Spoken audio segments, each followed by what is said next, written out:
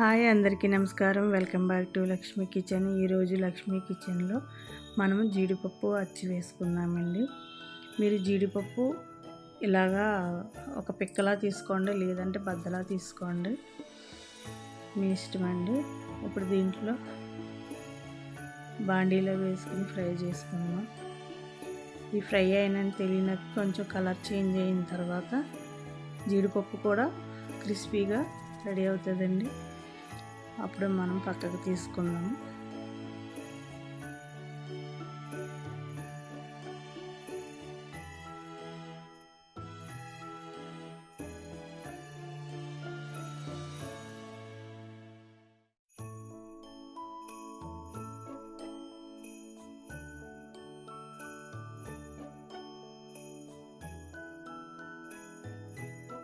ఇలా ఫ్రై అయిపోయినాయండి. వీటిని పక్కకు తీసుకుందాం. ఇప్పుడు అలాగే అదే బాండీలో నేను కప్పు జీడిపప్పుకి అరకప్పు బెల్లం వేస్తున్నానండి. మీకు ఎక్కువ తీపి కావాలంటే కప్పు వేసుకోండి.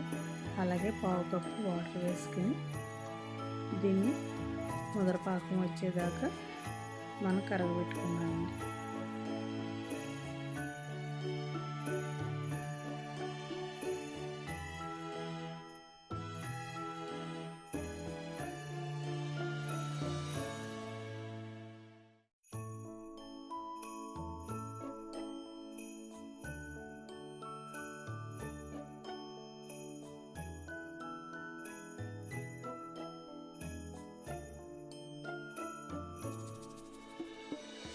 ఇలా బెల్లం అంతా కరిగిన తర్వాత ఇప్పుడు దీన్ని వడపోసుకుందామండి. ఇందులో ఏమన్నా నలకలు ఉంటే, ఇసుకగానే ఉంటే అది పోద్ది. వడగట్టుకుని మళ్ళీ బాండీలో పోసుకొని మనం ముద్ర పాకం వచ్చేదాకా దీన్ని పాకం పట్టుకుందామండి.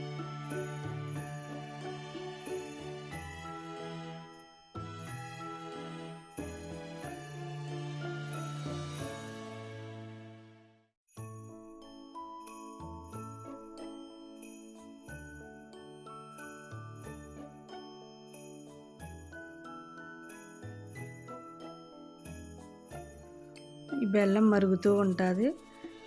తర్వాత మనం ఒక ప్లేట్లో నెయ్యి తీసుకుని ప్లేట్ అంతా అప్లై చేసుకుని పక్కన పెట్టుకున్నామండి.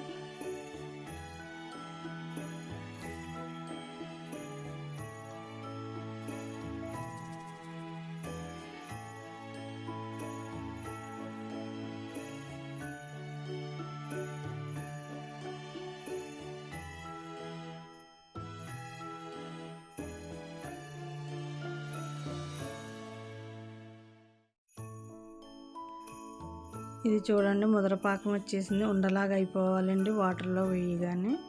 ఇప్పుడు దీంట్లో ఒక స్పూను యాలకుల పొడి వేసుకుందాం. ఇలా వేసుకుని ఒకసారి కలుపుకొని ఇందులో ముందుగా ఫ్రై చేసుకున్న జీడిపప్పుని వేసుకొని బాగా కలుపుకుందామండి. మొత్తం ఈ బెల్లం పాకం అంతా జీడిపప్పు పట్టేటట్టు మొత్తం కలుపుకుందాము.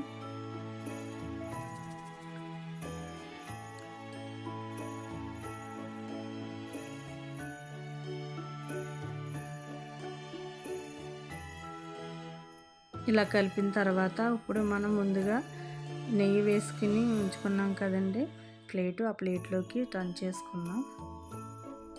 ఇలా మొత్తం అంతా వేసుకొని మనకి ఏ షేప్ కావాలో ఆ షేపు మొత్తం పరుచుకోవాలండి. ఇదంతా జీడిపప్పు అంతా ఇలా పరిచిన తర్వాత ఇది చల్లారిన దాకా ఉంచాలండి.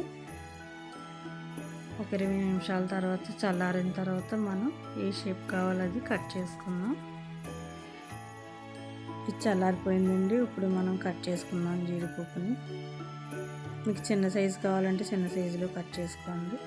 నేను పెద్ద సైజులో కట్ చేశాను. సర్వింగ్లో సర్వ్ చేసుకున్నాం. ఈ వీడియో కనుక మీకు నచ్చినట్లయితే లైక్ చేయండి, షేర్ చేయండి, సబ్స్క్రైబ్ చేసుకోండి.